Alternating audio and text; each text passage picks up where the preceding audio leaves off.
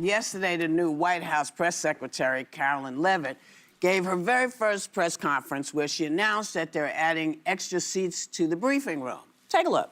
It's essential to our team that we share President Trump's message everywhere and adapt this White House to the new media landscape in 2025. This White House believes strongly in the First Amendment, so it's why our team will work diligently to restore the press passes of the 440 journalists whose passes were wrongly revoked by the previous administration. We're also opening up this briefing room to new media voices who produce news-related content and whose outlet is not already represented by one of the seats in this room. We welcome independent journalists, podcasters, social media influencers, and content creators to apply for credentials to cover this White House. This seat in the front of the room, which is usually occupied by the press secretary's staff, will be called the new media seat. My team will review the applications and give credentials to new media applicants who meet our criteria and pass United States Secret Service requirements to enter the White House complex. All right. What'd she say? She basically said that they were going to give unqualified God, how boring. unqualified people jobs. Not The so Behind tedious. the Table podcast needs to apply for White House credentials. Oh, they'd love having Joy in that room. Joy So can I go. got a question. So wait a second. So in other words, instead of Bob Woodward, they want Kim Kardashian? What? I don't get it. Wait, okay. I have a question, which is why I was leading us in this direction. Yeah. I would like this young lady this is her first job, I would like her to do a little homework. Because she said something yesterday that really pissed me off. And that was, she said, there will be no wokeness here. Oh, yeah. Let me explain something to you. Because without that wokeness, you might not have that job. Yeah. Because women were not invited to that table. Women were not invited to many tables in this nation. The reason we fought and busted our behinds to make sure that you didn't have to worry about this. And now to hear you talk about it and to hear anybody talk about the wokeness was put in place for a reason. Because black people couldn't get into colleges. Because women could not get into the colleges they wanted to go to. This is all women. Yeah. See, this is not black, Asian women. This is all women. Women were not invited to this party. It was a man's world, and we busted our asses to make sure that this was a person's world. So please stop using that phrase and talking about, because you don't understand what you're saying. You're saying about yourself that, you know, hey, that's a terrible thing to be. It's not a terrible thing to be. That's why we fought. That's what we were fighting for, so that you could stand in that podium, so that Catherine Jean-Pierre could stand at that podium. So women of all kinds of colors and ilks, wherever they came from, whatever their belief system was, they had the opportunity to bust down that door. By the way, I think she's probably been put in there because, according to Donald Trump, she's a 10. You know that's what it is. I want to be clear, though, it's not her first job. It was her first press briefing. She worked in the previous Trump administration. Whatever you're saying, this is the first time that she's been she may be, but my point is that job would not maybe have been open to her. No, I understand. I just wanted us. to clarify that. Yeah. But on the issue of the new media, because I actually think this is kind of brilliant, and I think future Democratic administrative White Houses should do the same thing.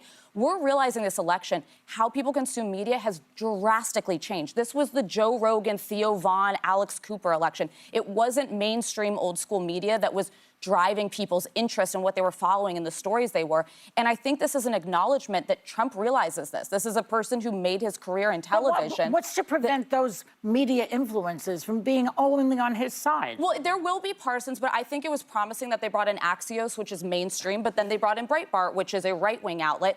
And so some of the outlets that had their passes revoked when Biden came in were right-of-center outlets.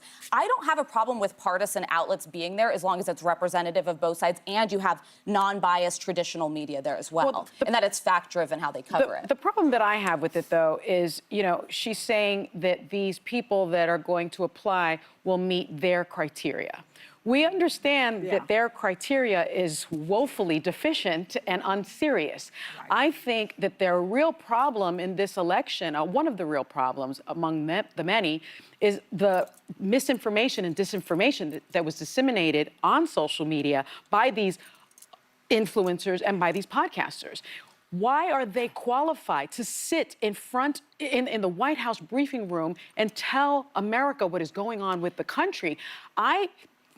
Traditionally, to become a White House correspondent or to be in that briefing room, you had to have a journalism degree. Yeah. You had to have qualifications. Yeah. So I guess the rise of mediocrity is here to stay. They're making a Snapchat equivalent to the New York Times. No, but you guys are minimizing something really important here. There was a time where there were 3 evening broadcasts for news. Yes. Everyone sat down around the TV and they watched these 3 news outlets. Mm-hmm. Now, you look at where people consume news, 54% of American adults say they get news from social media. A large majority of U.S. adults, 86% say they get at least some of their information. If you don't want mis and disinformation, which is inevitable, obviously, with this administration, but if you want to go directly to the source and have people receive it themselves and put it out to their audiences, I'd rather have them in that room. Influencers are not just the Kardashians. They're also the Brene Browns. Mm-hmm. You've got podcasts like Pod Saves America. There are people that only consume their news from other... They show up. And I do think that there are a lot of Americans who do feel like the mainstream media got a lot wrong in recent years. And while there are editorial standards, I don't think that we can definitively say, because you have this degree and you're with this outlet, you've never gotten news information wrong. Well, I will say this. I feel a lot better when I know there are standards people have to meet. Yeah. Of course. And so you can bring in whoever you want. The proof will be in the pudding. Mm-hmm. We can stand and say this is terrible, but so we're gonna wait and see what happens. And the minute it turns out to be state-run television or state-run information or state-run news, because I disagree that people got stuff wrong. I don't know what people were looking for, because the people I talked to were not looking for the things that these folks were looking for. And now that they've got him, are they getting what they want? So that's just my opinion. But even on the media front, we haven't gotten to this real quickly this week. The CIA came out and said that COVID very likely came from a lab leak. And the New York Times shut down coverage of that. They wouldn't publish an op-ed by a senator from Arkansas, Tom Cotton, saying that this was a credential theory. At the time I was at DOD and that was openly discussed, is a very real possibility. Confidence by the CIA. There is a fact that the media at times has gotten things wrong. Listen, so it isn't about whether they get it wrong or right. It's what they do to correct it. That's the problem. That does matter. Yeah. Well, that's what I'm saying. That's what I want. But it also matters that the CIA said that it was a low confidence report, and that is why the New York Times, which has standards, didn't report on it. But withholding the information altogether purely and saying that it's not even a considered theory was what the mistake was. The mistake really is there's too much BS floating out there, and now it's out of our hands. There's no way to control it. So now they're saying they're going to control it. I want to see what they're going to do. I want to see who they're going to invite into this. Because, quite honestly, I like when we're held to standards. I don't always like the way they do it, but we have to have ourselves together. We can't just say stuff in spite of what they tell you. We can't just spout stuff. So I want that for everybody. And if they're going to guarantee that they're at the briefing, then I'll be happy.